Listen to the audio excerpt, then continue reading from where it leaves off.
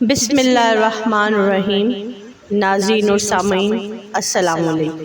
محمد بن جریر الطبری کی کتاب تاریخ الطبری میں ایک واقعہ موجود ہے کہ ایک دفعہ یہودی عالموں کا گروہ حضرت محمد مصطفیٰ صلی اللہ علیہ وآلہ وسلم کے پاس توریت کے 28 سوالات لے کر آیا۔ اس کا مقصد محمد مصطفیٰ کی نبوت کی حقیقت معلوم کرنا تھا کہ آیا وہ سچ بول رہے ہیں یا نہیں۔ تاریخ الطبری کے مطابق ان سوالوں میں سوال نمبر 8 اور سوال نمبر 7 کاف پہاڑ کے بارے میں تھے۔ الطبری کے مطابق انہوں نے آپ صلی اللہ علیہ وآلہ وسلم سے پوچھا کہ کاف پہاڑ کہاں ہے اور کیوں بنایا گیا اور یہ کتنا بڑا ہے۔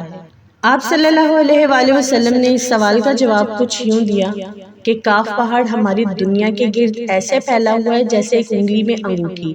یہ زمرد سے بنایا گیا ہے جس سے نکلنے والی روشنی کی وجہ سے ہی ہمیں آسمان نیلا دکھائی دیتا ہے۔ اگر یہ پہاڑ نہ ہوتا تو آسمان کا رنگ ہمیں کبھی دکھائی نہ دیتا۔ ایک انسان کے لیے وہاں تک پہنچنا نہایت مشکل کام ہے کیونکہ وہاں پہنچنے کے لیے ایک انسان کو مسلسل 4 ماہ اندھیرے سے گزرنا پڑے گا۔ پھر حضرت جبریل علیہ السلام آپ صلی اللہ علیہ وآلہ وسلم کو ایک اور قوم کی طرف لے گئے جو تاریس اور تعقل کے نام سے جانے جاتے تھے۔ آپ صلی اللہ علیہ وآلہ وسلم نے انہیں بھی اسلام کی دعوت دی لیکن انہوں نے آپ کی دعوت کو قبول نہیں کیا۔ وہاں سے آقا کریم جبریل امین کے ساتھ یاجوج ماجوج کی طرف گئے۔ آپ نے انہیں بھی اسلام کی دعوت دی لیکن یاجوج ماجوج تاریس اور تعقل سے بھی زیادہ سرکش قوم تھی۔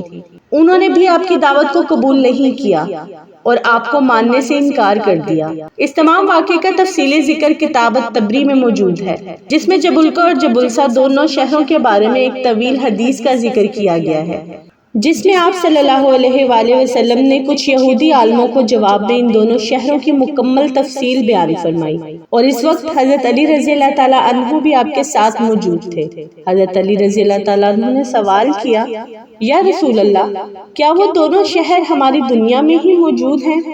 آپ صلی اللہ علیہ وآلہ وسلم نے فرمایا کہ وہ دونوں شہر کاف پہاڑ کے نزدیک مکمل تاریکی میں ہیں۔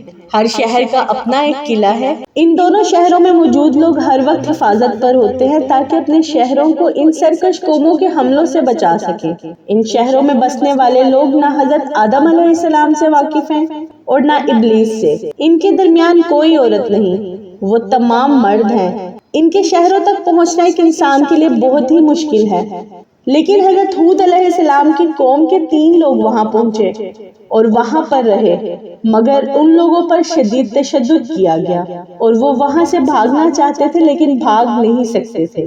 تاریخ الطبری کے مطابق جب ان یہودیوں نے آپ صلی اللہ علیہ وآلہ وسلم کی تمام باتیں سنی تو وہ فوراً بول اٹھے کہ آپ ہی وہ آخری نبی ہیں جن کے بارے میں حضرت موسیٰ علیہ السلام نے ہماری آسمانی کتاب میں ذکر فرمایا تھا کہ جب تم لوگ آخری پیغمبر حضرت محمد صلی اللہ علیہ وآلہ وسلم سے ملو تو انہیں میرا سلام پیش کرنا۔ اس واقعے کے بارے میں معلومات اکٹھی کی گئی تو معلوم ہوا کہ یہ واقعہ صرف اہل تشیع میں موجود ایک حدیث میں ملتا ہے جبکہ اہل سنہ میں اس واقعے کے بارے میں کہیں کوئی ذکر نہیں ملتا۔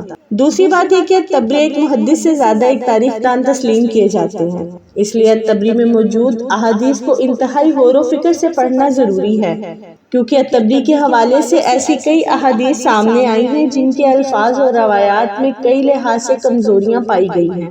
اس کے علاوہ کاف پہاڑ کا ذکر صحاح ستہ کی کسی بھی کتاب میں موجود نہیں ہے۔